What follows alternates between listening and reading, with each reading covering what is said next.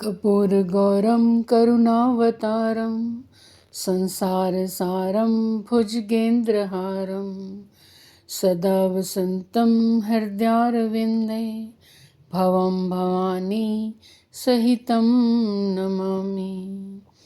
ॐ नमः शिवाय। ॐ नमः शिवाय। ॐ नमः शिवाय। शुभं शुभं कुरु कुरु शिवाय नमः। ओम।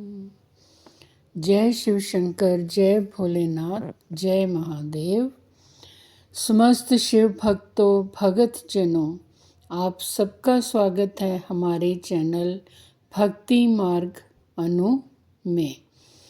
इस चैनल में हम आप सबके साथ मिलके श्री शिव महापुराण जी का गुणगान करेंगे।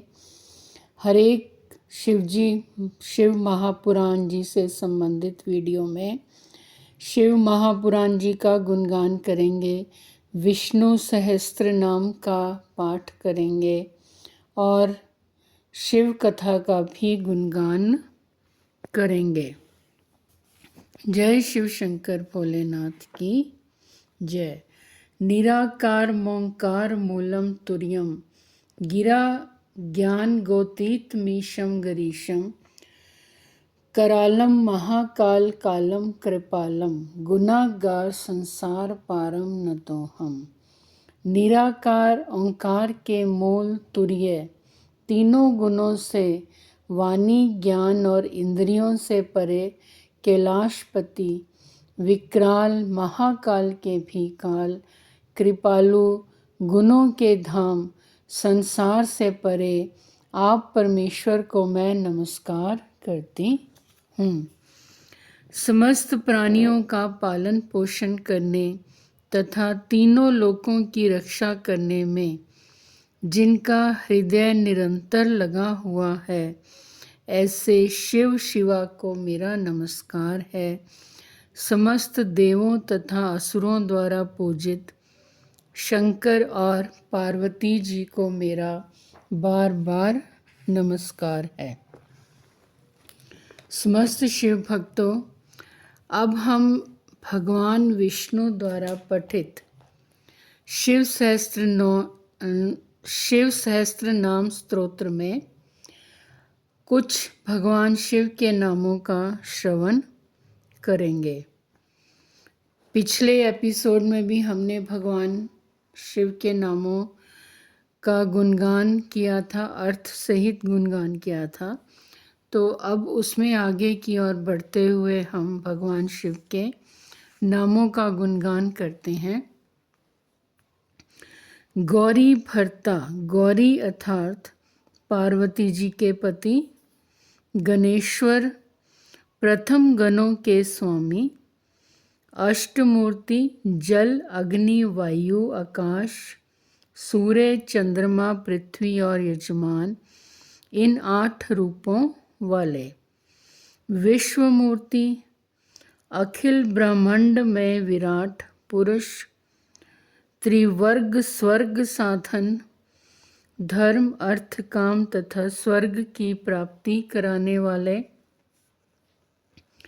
ज्ञान गम्य, ज्ञान से ही अनुभव में आने के योग्य, दृढ़ प्रज्ञ सुस्थिर बुद्धि वाले, देव देवः देवताओं के भी आराध्य, त्रिलोचन सूर्य चंद्रमा और अग्नि रूप 3 नेत्रों वाले, वामदेव लोक के विपरीत स्वभाव वाले देवता, महादेव महान देवता ब्रह्मा आदि के भी पूजनीय, पटु सब कुछ करने में समर्थ एवं कुशल, परिवृढ़ स्वामी दृढ़ कभी विचलित न होने वाले, विश्वरूपः जगत स्वरूप, विरूपाक्षः विकट नेत्र वाले, वागीशः वाणी के अधिपति, शुचि सत्तमः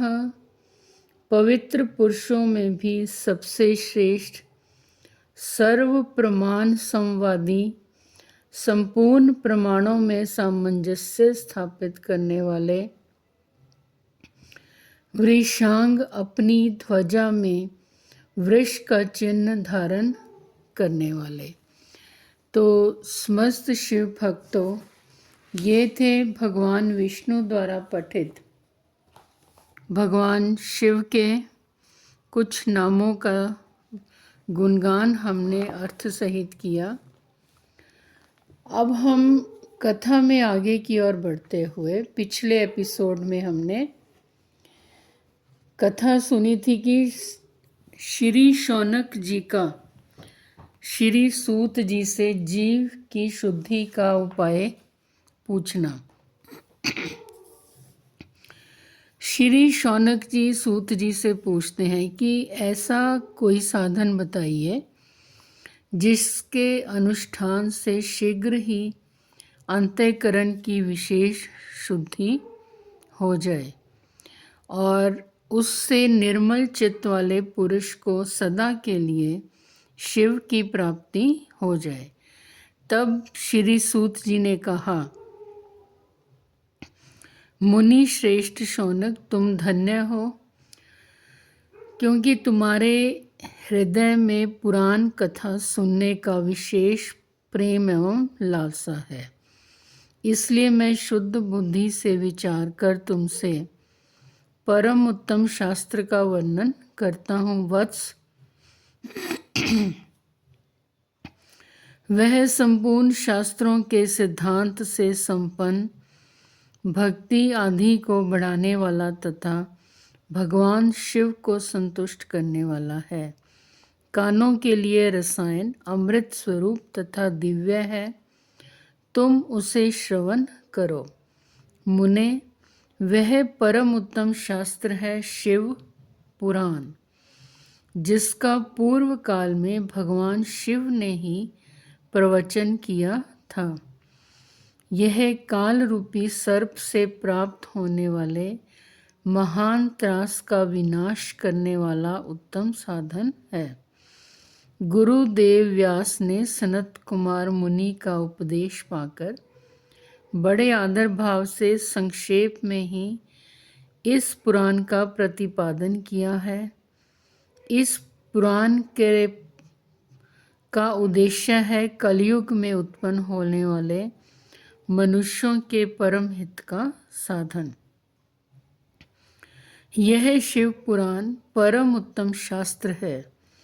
इसे भूतल पर भगवान शिव का स्वरूप समझना चाहिए और सब प्रकार से इसका सेवन करना चाहिए। इसका पठन और श्रवण सर्व साधन रूप हैं।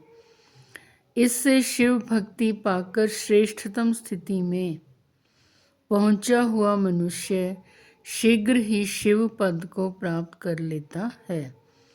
इसलिए संपूर्ण यत्न करके मनुष्यों ने इस पुराण को पढ़ने की इच्छा की है अथवा इसके अध्ययन को अभिष्ट साधन माना है।